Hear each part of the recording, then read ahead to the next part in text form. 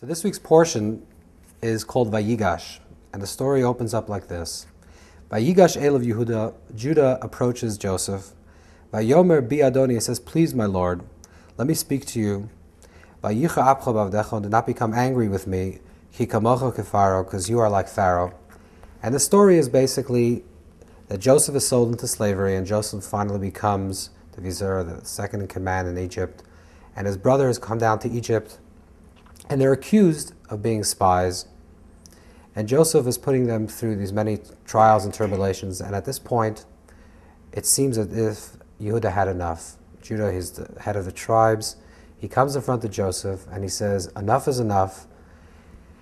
And, we came innocently just to get food, and you claim that we're spies. We need our brother back, and let's go back to our home." And at this point, Joseph says, the Torah tells us, "Lo yachol Yosef lisapik l'chol nitzav molav." Yosef wasn't able to contain himself any longer, and he says, "V'yikro etziu kol ish, let every man leave this room. V'lo yamad ish itoi bisvadi Yosef achiv." And there was no man in the room when Yosef confessed to his brothers. So on a deeper level, we're trying to understand what exactly happened that we say at this point Yosef finally decided that he's going to confess. He wasn't able any longer to contain himself. What changed in the narrative? What changed in the approach of the brothers?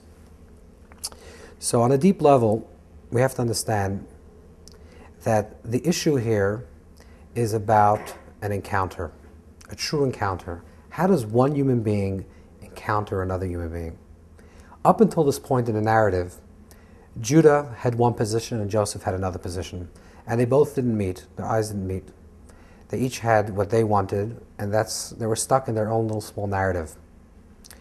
When Joseph puts the brothers through these trials and these tribulations and suspects them of being spies, he finally breaks down their ego, their small story, their small narrative. Judah at this point breaks, and he comes in front of Joseph and says, Vayigash Elav Yehuda. Yehuda approaches Joseph and says, "Bi Adoni." Bi Adoni means literally, "In me is my Lord," which could mean, besides meaning, "Please, my Lord," it can mean that Judah is realizing that in me is you. Bi Adoni, in me is you, and in you is me. This is a true encounter with another. When a person can encounter another human being and see themselves within the other, that's the beginning of a healthy and a positive relationship. Because it's no longer an other that's outside myself. And therefore, you have your narrative, you have your story, your ego, and you connected with that and attached to that story, and I have my narrative. And therefore, there's no way for us to really deeply communicate.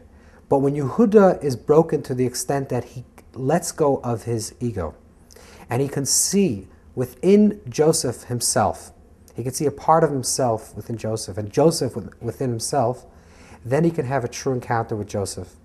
And this is what the Torah continues and says, "V'lo yachol Yosef listapek." Joseph can no longer contain himself, because at this point there was a real encounter between Judah and Joseph. "V'lo amad ish," there was no longer any man in the room when Joseph and Yehuda encountered each other with the tribes.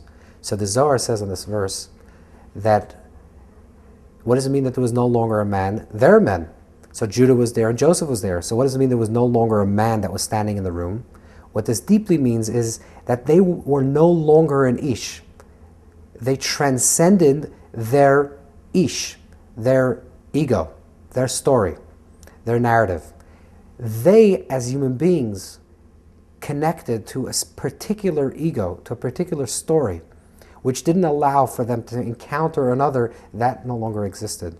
And when there was no longer an ish, there was no longer that ego, and there was that healthy relationship between finding another person, not just as an other, but finding something similar within yourself, similar to the other, then there can be a genuine encounter between these two brothers. And this is a very good, strong principle in terms of any type of relationship.